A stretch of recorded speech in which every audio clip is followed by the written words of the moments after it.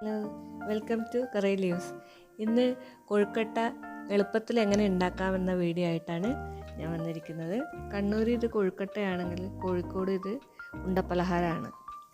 ഒരു 6 ഗ്ലാസോളം വെള്ളം ഞാൻ ചൂടാവാൻ വേണ്ടിയിട്ട് വെച്ചിട്ടുണ്ട്.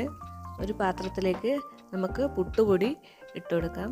ഇത് 500 ഗ്രാമിൻ്റെ പാക്കറ്റാണ്. അത് ഫുള്ളായിട്ട് ഞാൻ ഇട്ടിട്ടുണ്ട്. നമുക്കിതിലേക്ക് ഒരു 3/4 ടീസ്പൂണ് ഉപ്പിട്ട് കൊടുക്കാം.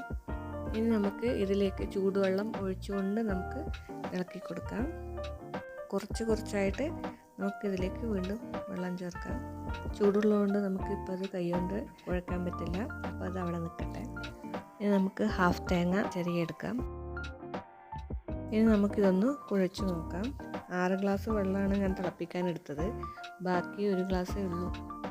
ഇതിലേക്ക് നമുക്ക് ഗ്രേറ്റ് ചെയ്ത തേങ്ങ ഇട്ടിട്ട് നന്നായി കുഴച്ച് കൊടുക്കാം. കുറച്ച് സോഫ്റ്റായിട്ട് കിട്ടാൻ വേണ്ടിയിട്ട് ഞാൻ കുഴച്ചതിന് ശേഷം ഒരു 10-15 മിനിറ്റോളം അടച്ചു വെച്ചിരുന്നു.